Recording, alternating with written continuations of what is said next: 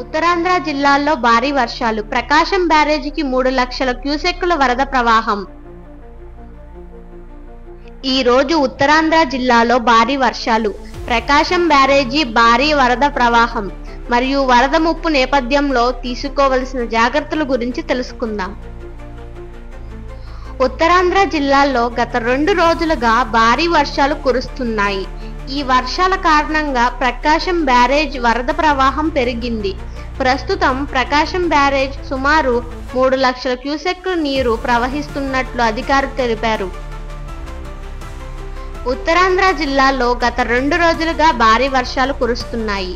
ఈ వర్షాల కారణంగా ప్రకాశం బ్యారేజ్ వద్ద ప్రవాహం పెరిగింది. ప్రస్తుతం ప్రకాశం బ్యారేజీకి సుమారు 3 లక్షల క్యూసెక్కుల నీరు ప్రవహిస్తున్నట్లు అధికారులు తెలిపారు.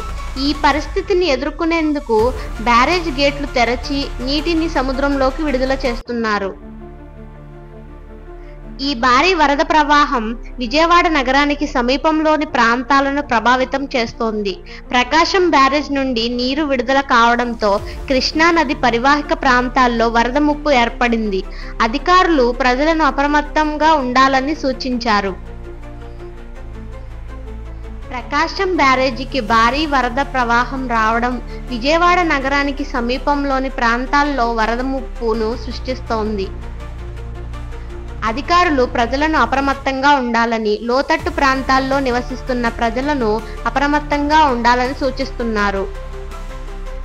ప్రజలను అప్రమత్తం చేయడానికి అధికారులు మైక్రోఫోన్ మరియు ఇతర మార్గాల ద్వారా సమాచారాన్ని అందిస్తున్నారు.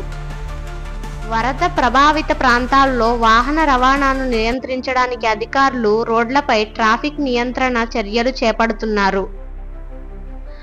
అధికారులు ప్రకాశం బ్యారేజ్ వద్ద వరద ప్రవాహం నియంత్రణ కోసం గేట్లు నిర్వహణ, నీటి విడుదల నియంత్రణ మరియు వరద ప్రభావిత ప్రాంతాల్లో రక్షణ చర్యలను మరింత సమర్థవంతంగా అమలు చేయాలని ప్రణాళికలు రూపొందిస్తున్నారు.